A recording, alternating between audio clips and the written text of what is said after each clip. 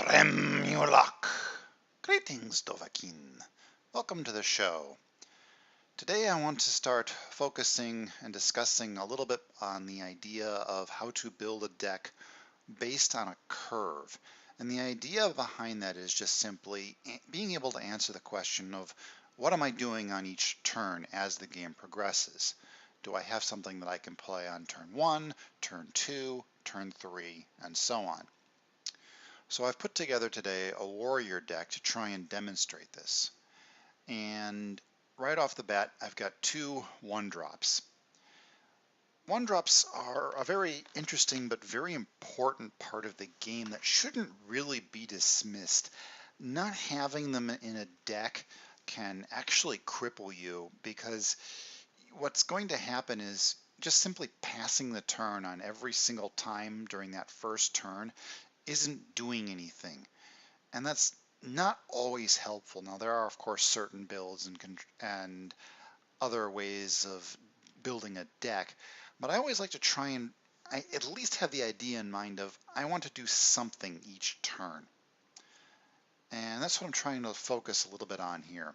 So I do have these two 1-drops in the deck, and then moving on to the 2 slot, both of which are prophecies in case things are going wrong. We also have the wind. I'm also keeping the wind keep spell swords in there. The 3 slot, charge, another prophecy, and an item that if I utilize either my frostbite spiders or some other things with poison can just kill things. Silencing is always important in that 4 slot. Also, another very powerful creature for the 4 slot, being able to bring things back from the dead. I generally like to keep these videos to a limited number of legendary creatures. This deck is a little bit higher than some of my others. I'm putting 5 of them in here with 3 blood dragons sitting in the 5 slot. Let's bring that up, bring a closer view on it. It's a 5/7, which is a very strong body. It's not easy to take that down. It's going to be able to take a couple of hits, especially in the 5 slot. And it can ignore guards and just go after anything anywhere that I want to have it go after. Accompanied in that 5 slot is the Gratwood Ambusher, who I am bringing in. Does on summon will deal 1 damage to all enemy creatures in this lane, but combos very nicely with a Doomcrag Vampire. The idea here is this will give her lethal, so when she shoots those 1-point arrows off, they will kill everything, if I can get that combo to work. Moving into the 6 slot, we've got Childs. Slay may attack again. Night Shadow, Breakthrough and Drain, very powerful. And my 6th legendary, an Orc, who at the start of my turn, if he's still alive and hasn't been silenced, will pull a random creature from my deck and put it straight into the battlefield. Very powerful.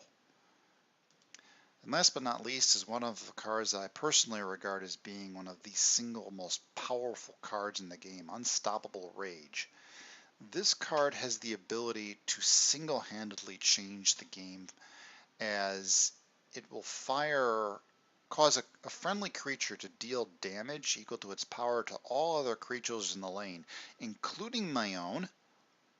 And if that creature has something like Breakthrough on it or Drain, those keywords fire. Slay as well. Those all just fire off. But of course, once again, the main idea is there's something that I can be doing on every single one of the turns, hopefully.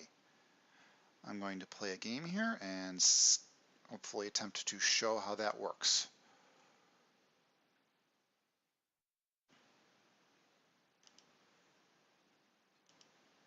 Just a casual game.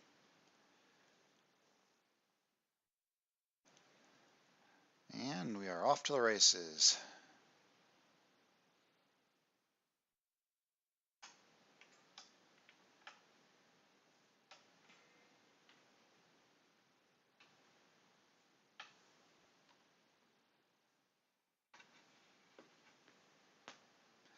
So I don't want to be starting with my 5 drops. If I can, I'd like to see my 1 drops show up.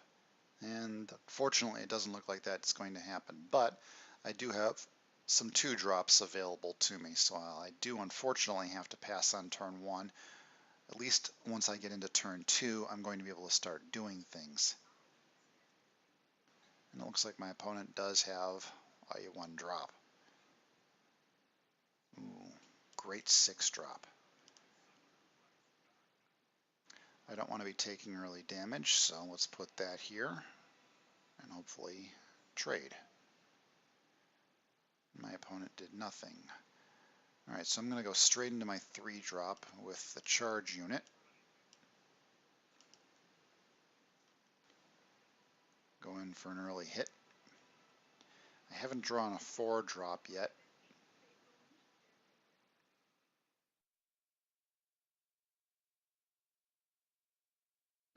And I'm not going to be able to play a 4 drop. I'm going to play this to the other side because I don't want him to just trade that down right away with a unit that has ward.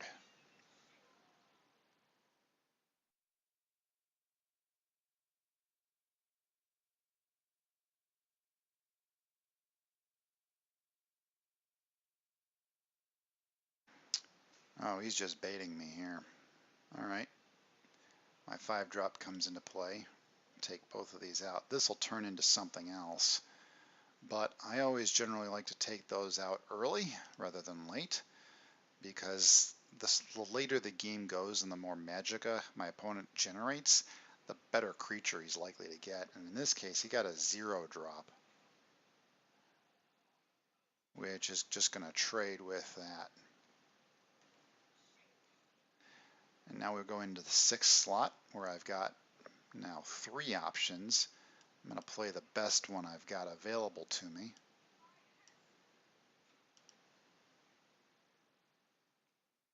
I'm expecting him to trade this, and I'm hoping he doesn't have an answer, because I would love to just simply start pulling free things out of the deck. 5-1 with ward.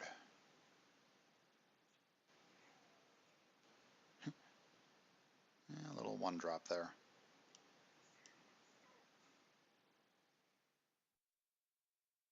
Well, the 5-1 with ward isn't going to get through, but I'd rather it didn't even get that up, didn't even gain that opportunity. Let's keep playing on this side.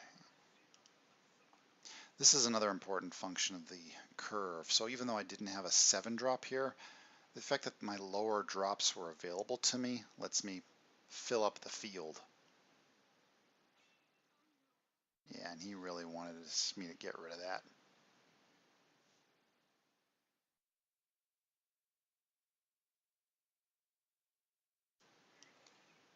Trade that down. And I kind of want to hold Night Shadow, but it's also the best drop I've got right now.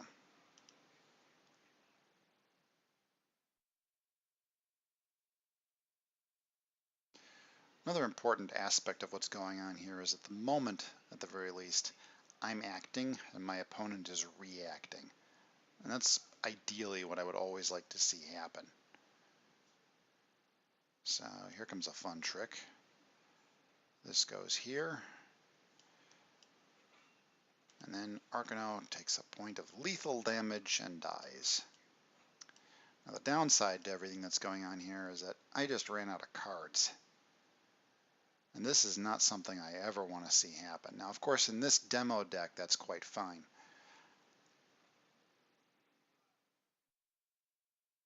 I'm not really expecting to win this game, because what I'm trying to do here is actually just demonstrate the idea of what the curve is.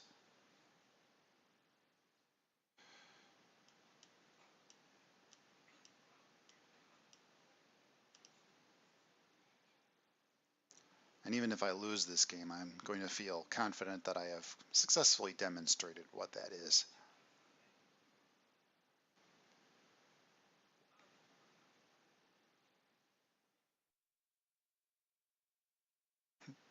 Siege Catapult.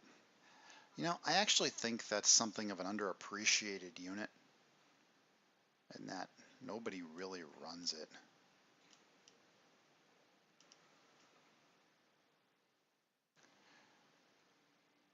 I'd love to draw an Unstoppable Rage right now because this creature with Unstoppable Rage pretty much just wins the game.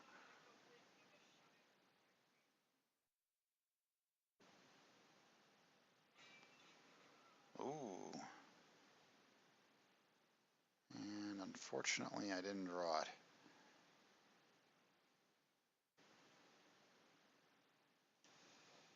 I'm going to just sit on this card for a moment.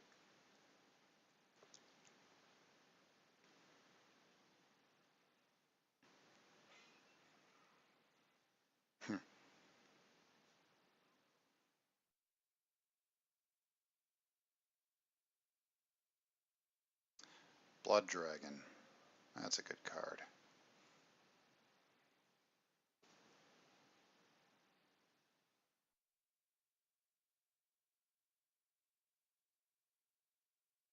Unfortunately, I've got a feeling it's going to be too little too late.